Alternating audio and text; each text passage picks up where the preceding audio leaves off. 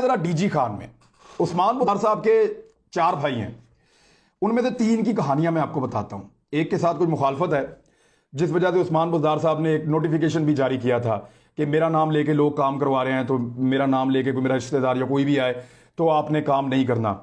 लेकिन काम करना तो बड़ी दूर की बात है, इनके भाई काम कर नहीं रहे, काम लगा रहे हैं और काम दिखा रहे हैं। अब आ जाए इनके 3 भाइयों की कहानी मैं आपको सुनाऊंगा। नंबर 1, उमर खान बुज़दार। ये उस्मान बुज़दार से छोटा है। 1998 में ये जमेदार भर्ती हुआ था। ये डीएसपी के बराबर एक ओहदा होता है, और ये भर्ती हुआ था बॉर्डर मिलिट्री पुलिस में, जहां पे हमारे पुलिस होती है, लेकिन वहां कबायली इलाके में जहां बलूचिस्तान की और पंजाब की सरहद मिलती है, वहां पे बॉर्डर मिलिट्री पुलिस होती है। तो उसमें ये जमेदार था और इसकी तरक्की नहीं हुई थी, 20 साल से तरक्कियां रुकी हुई थी। उस्मान बुज़दार साहब जब वज़ीर आला पंजाब बने तो उन्होंने फौरी तौर पे उनको ये लगा कि मुझे अपने भाई को तरक्की देनी चाहिए, और स्पेशली 2 सीटें क्रिएट की गई, निकाली गई, जिनकी कोई ज़रूरत नहीं थी। बगैर ज़रूरत के 2 सीटें निकाली गई। इनके मामू उस वक्त additional chief secretary Ijaz Jafar साहब थे। उनका मुबैना तौर पे उन्होंने एक लेटर भी जारी किया, जिसमें एक सीट जो है वो चमन कबीला हज़ारा और दूसरी लगारी तमन के लिए मखसूस कर दी गई। और जो तालीमी काबिलियत की, क्योंकि उस्मान बुज़दार साहब के भाई को लगाना था, तो तालीमी काबिलियत की जो शर्त है उसको नरम कर दिया गया, ताकि उस्मान बुज़दार का भाई उस सीट के ऊपर लग जाए। तमाम कवायदो ज़वाबत की खिलाफ वर्जी करते हुए उस्मान बुज़दार साहब के भाई को, जो मेरिट के ऊपर नहीं आता था, इनकी वजारत आला के दौर में लगा दिया गया रसालदार, जो हमारी पुलिस में अगर आप डेजिग्नेशन के हवाले से देखें तो ये एसपी के बराबर होता है। तो ये तरक्की उस्मान बुज़दार साहब के भाई को दी गई, और उस्मान बुज़दार साहब के भाई जो हैं वो आजकल रसालदार के तौर पे बॉर्डर मिलिट्री पुलिस में नौकरी कर रहे हैं। उस दौर में कुछ सहाफ़ियों ने इनके खिलाफ एक पटिशन दायर कर दी, दरखास्त दे दी। फिर बाद में उनको भी मैनेज कर लिया गया, किसी तरह उनको बिठा लिया गया और ये मामला दाखिल दफ्तर हो गया। इस पर कोई इंक्वायरी नहीं हुई अभी तक।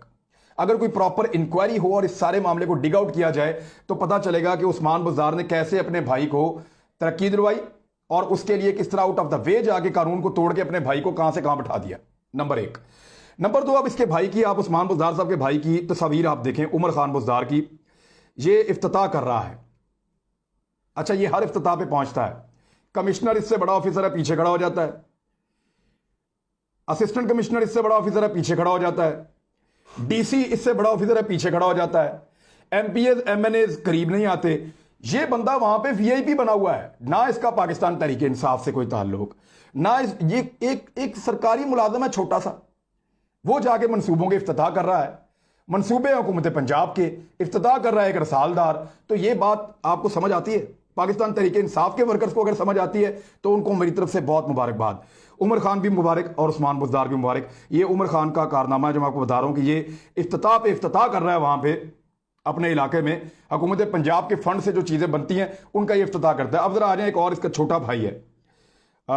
ये चाहे डीसी के दफ्तर में जाएं, कमिश्नर के दफ्तर में जाएं, बड़े प्रोटोकॉल मिलते हैं। कमिश्नर को डीसी को अपने घर बुलवा लेते हैं। उस्मान बुज़दार साहब जहां नहीं भी होते फिर भी बुलवा लेते हैं, तो बड़े तगड़े हैं ये। सरदार ताहिर बुज़दार, इसको अब सियासत में एंटर किया जा रहा है। उस्मान बुज़दार साहब इसको तहसील नाज़म बनाना चाहते हैं अपनी तहसील का, और इसलिए जितने इफ्तिताह अब हो रहे हैं उनके अंदर ये आदमी आपको सर फहरस्त नजर आता है। पाकिस्तान तहरीक इंसाफ का कोई चक्कर नहीं, उनके एमपीएस एमएनएस का कोई चक्कर नहीं, उनके पुराने नजरियाती वर्कर्स का कोई चक्कर नहीं। उस्मान बुज़दार का भाई सरदार ताहिर बुज़दार जो अभी सियासत में एंट्री कर रहा है, ये इस वक्त आप इसकी तस्वीर देख रहे हैं कि ये किस तरह जाता है, जाके इफ्तिताह करता है। ये डीसी के साथ खड़ा हुआ, ये वाली तस्वीर जो मैं आपको दिखा रहा हूं, डीसी के साथ मुश्तरका इफ्तिताह कर रहा है। कौन है ये आदमी? क्या डेजिग्नेशन है इसका? क्यों कर रहा है ये इफ्तिताह? इसका क्या ताल्लुक है इस इफ्तिताह के साथ? कौन सी कुर्बानी इसने दी है पाकिस्तान के लिए? कौन से ओहदे पे बैठा हुआ है ये आदमी? ना कोई ओहदा, ना कोई लेना, सिर्फ उस्मान बुज़दार का भाई है तो आगे इफ्तिताह करेगा। ये तो बड़ी अजीब बात है। ये तो बहुत अजीब बात है कि सिर्फ इस बुनियाद पे कि ये उस्मान, यही तो हो रहा था पिछले दौर में, इसी भी तो हम चीखते थे, हम यही तो कहते थे, तो फिर फर्क क्या पड़ा? यानी हमें यह लगता था कि शहबाज शरीफ के सियासत में होने से उनका पूरा खानदान क्यों फायदा लेता है, नवाज शरीफ के सियासत में होने से उनका पूरा खानदान क्यों सियासत में फायदा लेता है, सबको प्रोटोकॉल मिलते हैं, सबको जो है उनकी बात मानी जाती है, तो ये क्यों होता है? यही बात हम पीपल्स पार्टी के बारे में कहते थे। एग्जैक्टली वही कुछ यहां पे हो रहा है कि सरदार ताहिर बुज़दार की सियासी एंट्री के लिए सरकारी फंड से जो प्रोजेक्ट बन रहे हैं उनका इफ्तिताह उस्मान बुज़दार का ये छोटा भाई भी कर रहा है। अच्छा, अब एक और भाई है इनका, जाफर खान बुज़दार, ये तीसरा है। ये यूनियन काउंसिल का चेयरमैन रहा है पहले, और यानी पीटीआई का तो ये था ही नहीं। अब ये आजकल डेरा गाजी खान के लेवल के ऊपर इसको डेरा गाजी खान भेज दिया कि आप वहां पे अपनी सियासत करें। और ये जो आप इसका एक देख रहे हैं कि जाफर खान बुज़दार, ये सॉल्ट वेस्ट मैनेजमेंट की कंपनी का इफ्तिताह किया जा रहा है। कमिश्नर जो है वो साइड में है पीछे, और जाफर खान बुज़दार जो है वो आगे है। तो आप अंदाजा कर लें कि किस तरह इन भाइयों ने उस्मान बुज़दार का वज़ीर आला बनने का फ़ायदा उठाया, और सारे के सारे हर चीज़ में पेश हैं। और एक और चीज़ मुझे जो वहाँ कुछ सहाफ़ियों ने बताई है, वो ये कह रहे हैं कि जो बड़े और तगड़े बड़े सौदे हैं और बड़ी चीज़ें हैं, उसमें उमर खान बुज़दार जो है वो बहुत काम दिखा रहे हैं, और करप्शन के अंदर भी मुलव्वस हैं मुबैना तौर पे। तो इनके ऊपर इंक्वायरी ज़रूर होनी चाहिए और पता करना चाहिए कि ये ऐसा क्यों कर रहे हैं। और उमर खान बुज़दार के बारे में एक चीज़ और भी है, जो ये इनके पास होता है, ये बॉर्डर के ऊपर स्मगलिंग रोकने की भी जिम्मेदारी इनके ऊपर है। तो मोतबर इदारों की रिपोर्ट भी है, स्पेशल ब्रांच की रिपोर्ट भी है कि इनके इलाके के अंदर जो है वो स्मगलिंग बहुत ज़्यादा होती रही है, और ये सारे लोग इसके अंदर मुलव्वस रहे हैं। तो वहाँ करप्शन, यहाँ करप्शन, और इफ्तिताह भी ये लोग कर रहे हैं जिन्होंने आज तक ना पीटीआई के लिए कुछ किया, ना पाकिस्तान के लिए कुछ किया, ना पॉलिटिक्स के दूर दूर का कुछ ताल्लुक है। सिर्फ इस बुनियाद पे एक सरकारी मुलाजिम आके हर जगह प्रोटोकॉल ले रहा है कि वो वज़ीर आला पंजाब का भाई है। तो ये है तब्दीली जो पंजाब में आई है। अच्छा, इसके बाद अब आ जाए दो और बंदे, दो तैनातियां हुई हैं नई। अब डीजी खान में जो पाकिस्तान तहरीक इंसाफ का वर्कर है ना, वो सरापा एहतजाज है। मुझे मैसेजेस कर करके मेरा सर दुखा दिया है डीजी खान के पॉलिटिकल वर्कर्स ने।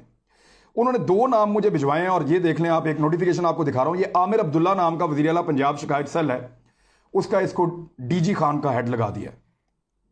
ये आमिर अब्दुल्ला, इस लड़के को आप देख लें। ये नून लीग के साथ होता था पहले, इसकी सारी तस्वीरें पिछले दौर में नून लीग के साथ थी। ये उनका खास आदमी था, इसके कोई पेट्रोल पंप चलते हैं, इसका बाप बहुत दौलत छोड़ के गया है। दोपहर को 2-3 बजे कहते हैं ये सो के उठता है, और ये अंग्रेजी में लिखा हुआ एक लेटर भी नहीं पढ़ सकता, एक जुमला भी नहीं पढ़ सकता, पढ़ा लिखा भी नहीं है, सिर्फ इस बुनियाद पे कि ये पैसे वाला आदमी है। अब इल्ज़ाम ये लगाया जा रहा है कि मुबैना तौर पे इसने बहुत बड़ी रिश्वत दे के वज़ीर आला शिकायत सेल जो पंजाब का है डीजी खान का, उसका ओहदा खरीद लिया है, और इसको ये ओहदा मिल गया है। और ये सारा सौदेबाजी मुबैना तौर पे तूर बुज़दार के जरिए से हुई है, जो मुझे वहां पे डीजी खान के लोगों ने बताया। और इसके ऊपर सरापा एहतजाज है वहां पे कारकुन पीटीआई के कि हम काम कर करके मर गए, हम पढ़े लिखे लोग हैं, हमने यहाँ पे पार्टी के लिए कुर्बानियां दी हैं। उस दौर में जब यहाँ पे नून लीग की हुकूमत थी, ये तब नून लीग के साथ था। अब ये अचानक आया, पैसा दिया मुबैना तौर पर, और ये बन गया वज़ीर आला पंजाब का जो शिकायत सेल है उसका डीजी खान में इंचार्ज बन गया। तो ये आमिर अब्दुल्ला, इसकी तस्वीरें भी आप देख लें, पीएमएलएन वालों के साथ भी देख लें, और सरदार उस्मान बुज़दार साहब और इन लोगों के साथ भी आप देख लें। तो बहरहाल ये एक और कामयाबी हासिल हुई है पाकिस्तान तहरीक इंसाफ को। अच्छा, वज़ीर आला पंजाब का एक नया तर्जुमान भी आया पंजाब में, उसका नाम है अल्लाह बख्श कुराई। ये वो आदमी है जो तूर बुज़दार को ट्रैवल करवाता है। वज़ीर आला पंजाब में कहीं भी जाए तूर बुज़दार को ये लेके वहां पहुंचता है। ये उस दिन भी वहां था जब खड़र बुज़दार में वज़ीर आला पंजाब आए, तो कोई एमपी एमएनए नहीं आया, वहां पे तूर बुज़दार था और ये अल्लाह बख्श कुराई था। ये दो लोग वहां पे पेश थे, और ये खड़र बुज़दार में उस्मान बुज़दार को लेकर गए थे। अब इस बंदे को जो है वो लगा दिया तर्जुमान पंजाब हुकूमत। ये भी पाकिस्तान तहरीक इंसाफ का नहीं है, ना इसका तहरीक इंसाफ के साथ कोई ताल्लुक है, ना कोई लेना ना कोई देना। ये इलेक्शन 2018 में पीटीआई के मुखालिफ उम्मीदवार को सपोर्ट कर रहा था प्रैक्टिकली, बाकायदा वहां लोगों के पास तस्वीरें और वीडियोस मौजूद हैं। और उसके बाद ये तूर बुज़दार के करीब आया।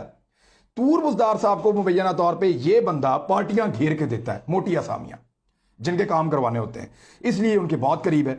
इस बंदे का वहां पे एक सुल्तानिया सुपर स्टोर है, वो बड़ा मशहूर है, मैरिज हॉल है इसी नाम से उनका, वहां पे एक बड़ा मशहूर है। और उसके साथ कोई सरकारी जमीन है जो बहुत महंगी है। उस सरकारी जमीन पे इसका सरकार के साथ ही केस भी चल रहा है, यानी कब्जा ग्रुप का केस चल रहा है इसका सरकार के साथ।